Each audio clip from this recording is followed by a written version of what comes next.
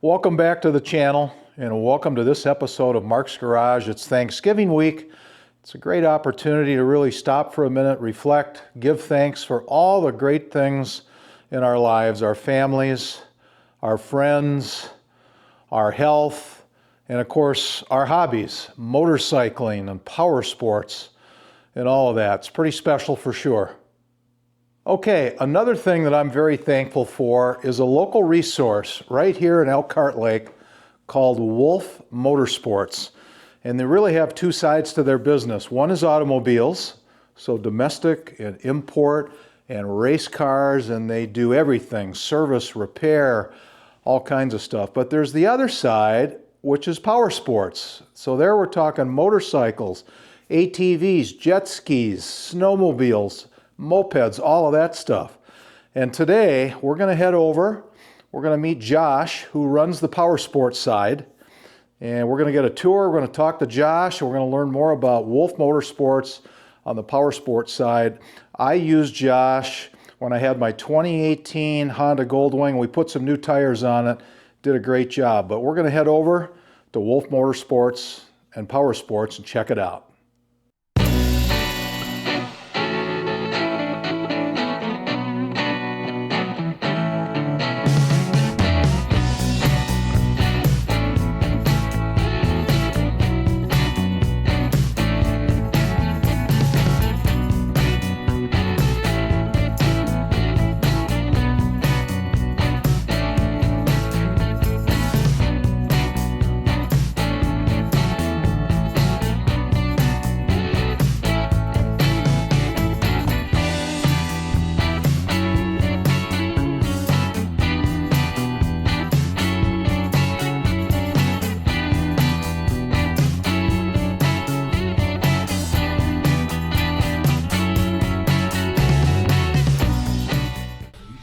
All right, we are here at Wolf Motorsports. We're with Josh Neuhaus. Josh runs the power sports side of the business, and he was kind enough to take out a little bit of time today. Yep. Come over. We'll talk a little bit about what you're doing here at Wolf Motorsports. It's a great local resource here at Elkhart Lake for people that have got, well, all kinds of things, really. Yeah, right. Yeah. So cars, Mm-hmm. race cars. Yep. Motorcycles, snowmobiles, and all that. Tell us a little bit about how you got over here and how all this started. Yeah. And by the way, I am wearing, Josh is a Yamaha guy because he worked at a Yamaha dealership, but I'm wearing his Yamaha swag today to show off Yamaha's brands. Right. So yeah, I've been doing this 25 years. Started at an independent shop in Plymouth till like 09, and then I went to Detroit Yamaha till basically the beginning of 2020. That shop sold, but so I had independent experience, then OEM experience, and then Bart was like, I had helped them with race cars in summer once in a while, and he's like, well, why can't we do power sports here? And I was like, well, we can. That was a fork in the road for me at that point with the Yamaha shop being sold, so then I started here in February of 20, so it's going on 6 years, and just doing independent power sports repair, kind of like I did when I first started, so that's kind of the short thing. So a little bit of OEM experience, independent, and back being independent again. So yeah. What was the shop in Plymouth? That was Advanced Land Speed. That was Advanced called Land Speed. Advanced Okay, Speeds, I've heard of that. Yeah, and that was pre-recession days, so we did more retail than what I do here as far as like parts and accessories, and we sold mopeds and stuff too at that point. So that was good. That was when I was first getting into it, so it was good. A lot of good learning happened.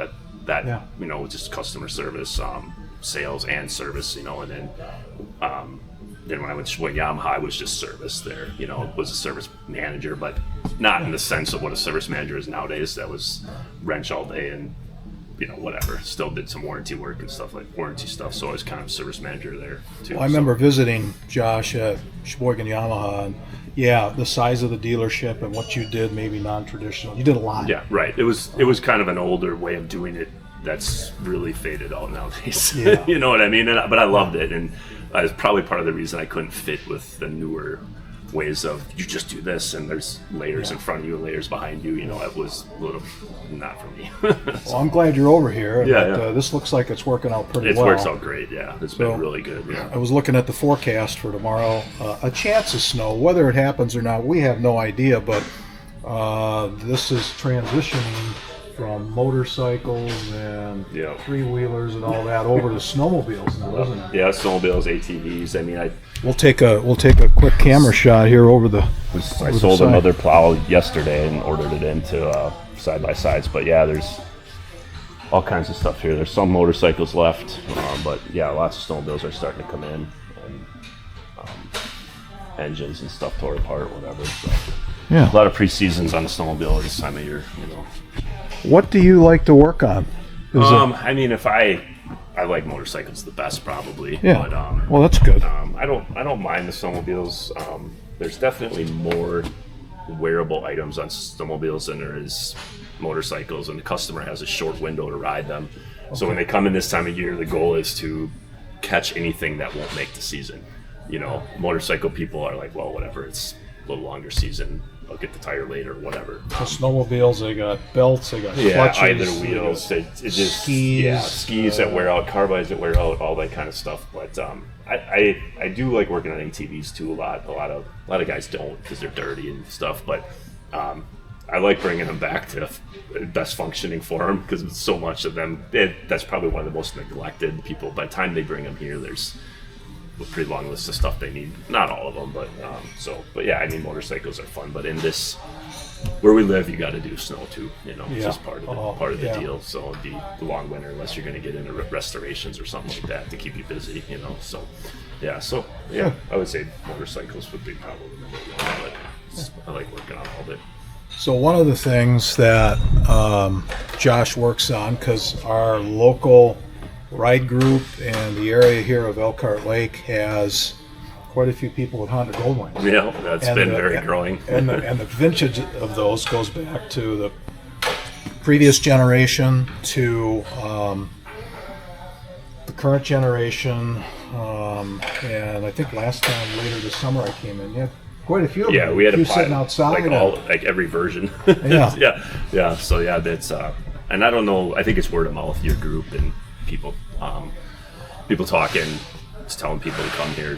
I think it's probably what's got most of that crowd here. And some of the older stuff, the dealers won't work on it just based on the year and whatever. But I haven't said that yet to people. So I had 1200s all the way to the newest ones in here this fall. We saw an original not too long ago, 1975. Yeah, right. Goldwing. Pretty special. Yeah, for sure. So yeah, and a lot of that stuff's Goldwing stuff is mostly tires and brakes and oil and stuff. They don't mechanically, nothing really goes wrong with them. Fork seals is probably the number one repair that's not maintenance. Which I guess it is maintenance, but. Josh helped me out when I had my 2018 Goldwing, and we did tires. You got all the equipment for that, and that's great. There's one service that I'll have coming up maybe in another year or two, depending on mileage, and that is the air cleaner on this new one. Now, you're laughing a little bit about that. Why Josh is laughing, if those of you watching know about this air cleaner location and what has to happen to take it apart, how long does it take you to do that? I've only done a couple of the newest ones. I did Jeff's, I think, the older one, and you get good at the 1800, which was a lot of work, and then the new one was like, man, you're starting like 2 feet away from the filter just to get to it, So yeah, a lot of the plastic comes off, as we call it, the Tupperware comes off. You got to be careful with it all, But it's, I don't know, probably an hour and a half. I'm thinking, Well, that's pretty good. That's pretty guessing, you know what I mean? Yeah. It's been a little while since I did one, so the next time I do one, I'm probably gonna have to 2.5 would be good. Yeah. So I mean, like I said, I've gotten pretty good at the 1800 ones, and then then something new comes out. And when you're an independent, sometimes it's a little hard to keep up on that. Just don't see it right away. So, but so that's a lot of work. Jet skis, that's another thing popular because of the lake area. Elkhart Lake, Crystal Lake, a lot of people have jet skis, and are those good to work on too? Yeah, I don't. That's another thing that a lot of people, Tex Powersport, do not want to work on. I did stop working on the 2-stroke ones, but that that's dating stuff that's 20 years old already. You know what I mean? So we do a lot of like winterizing of them, and the new ones are pretty reliable. People suck ropes into them or jam rocks in the impeller. That's the most during the season stuff I see. Okay. And then the rest of the time it's oil changes. But yeah, I don't mind them. They're kind of a whole different thing to work on, and a lot of power sports guys just don't. But we sold them at Yamaha, so they had to work on them. You know about them. Know about them. Yeah, I know about them, right. So yeah. Well, Josh, tell us just a little bit about your staff. How many people are supporting power sports here? And then maybe we'll go for a little walk, sure. and you give us a tour. Well, I just have one helper right now helping me on power sports, and then Sean, who was my parts guy at Sheboygan Yamaha, works here now, and he's kind of he'll help with parts and that kind of stuff, but he helps through the whole shop. And then I think there's 4 or 5 race car guys right now, and then I think 1 automotive. But like when we have a big weekend at Road America, it'll pull everybody out of the shop, goes to the track, you know what I mean? So that's kind of how this works, kind of good, you know. It's this keeps people employed all year, and then you can have the extra manpower to go to the track when you're running 15 cars or something. The owner of this is Bart. Correct. Bart Wolf, and he and his family have a long history in cars and dealerships and racing and all of that, and it's pretty neat. When did this start? So you've been here 6 years. How long ago did this start? The building has been here, I think, 10 or no, so I think 10 or 11 years that's been here. But then Bart started, I think, around 2008, running race cars for people in a different location. But he would know the exact issue. But yeah, I think it's been the building might be younger than that too. And then next to this, he did the project, which are the garage condos. Garage condos, yeah. Which are pretty neat. How do you describe that? What are those? So they were kind of shells that he sold, but they're designed to be car condos, so that you drive your cars in or whatever, and then people built out the inside of them how they wanted. Some people have 2 next to each other, and nobody really lives there. They come here when there's something at Road America, probably number 1. But so it's just their away place that they have, and it's a condo, and but yeah, that worked well. They're all full, so yeah, that's just nice, something Bart was good at. That's awesome. Good. Yeah. Okay, well, why don't we head back downstairs? Sure. And we'll take a little tour and go from there. Okay. All right, we are here in the main entry, coming off the parking lot, and this is the counter and where you meet people and talk about what do you need, right? Yep, exactly. Right up area. Everything. There's always some cool stuff to look at in here usually. So. Yeah, for sure. We've got what is this over here, Josh? You're gonna ask me an open wheel. It's a Ford powered car. I forget the class of this one, but it's Tony Smith's cool car. Good cars. Yeah, neat. I took a class at Road America back in the mid '80s. It was an open wheel Formula Ford introduction to racing. Not quite as big as this. It was a little smaller. What model is this car? Formula Atlantic. There you go. Formula Atlantic. There it is. Okay, and then behind me we got a pretty fancy ride here, a McLaren. Yeah, kind of a track car that's street legal. Yeah. So. Wow. All right. Well. 27.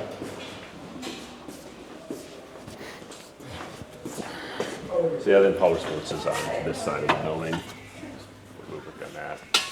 Couple lifts, like snowmobile stuff, kind of all over right now. But. Yeah.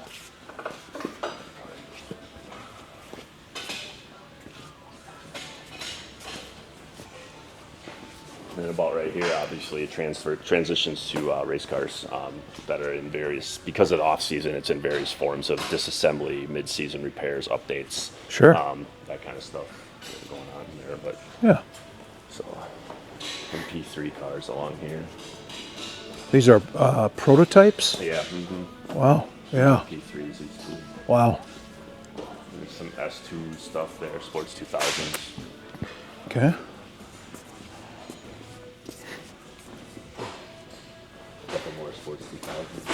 So if someone in the local area just has a car, it could be an import, it could be something a little fancier, but it could be just a domestic. Mm-hmm. The shop here takes care of that too for standard maintenance? On this end down here is the standard street car automotive. We got alignment rack and stuff and do oil changes or whatever. Yeah. takes. But yeah, we can do that too. So Nice. a little machine shop in the side Yeah. there. Yeah.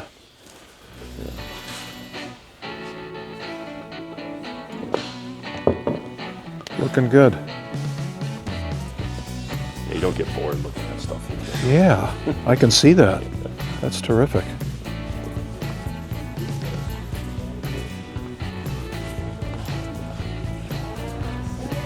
Yeah, cars that race and go fast need to be fixed often, don't they? Yeah, there's, Even if they don't run off the track. right. Yeah, they're eating up tires and whatever else. Yeah. The bigger the car, the more stuff costs. You know, carbon fiber brakes on there. You know, Yeah. it's pretty high. You know, Bart's kind of started with vintage, but it's getting to be a little bit less vintage, I guess. You know. Yeah, So very neat. Okay, yeah, the other side's kind of storage. I mean, whatever the seconds are over there. I don't know. we can take a quick look. We can certainly edit and Yeah. decide what we want to show. Built a ramp on the trailer. Oh, wow. Okay. Brought it out. So yeah. Oh, did it? Two semis, kind of identical, and all 4 cars in those. 4 cars each? Yep. Wow. Okay. Yeah, like the next race I think is Sebring, Oh, okay. first of the year. So, but yeah, this is overflow. Most of the stuff is done. But Okay. Ready for pickup? yeah. Very neat. Good stuff. Well, Josh, thanks so much for taking a few minutes out of your day, and we didn't hopefully disrupt things too badly. It's And all good. I can highly recommend Wolf Motorsports is a great spot to bring your equipment and work with Josh and his team to get her all fixed up, service, repaired, oil changed, and maybe even that Honda Goldwing filter. Right? Yeah. Yeah, I'll work on it all. Thanks, Josh. Yeah, no problem. Thank you.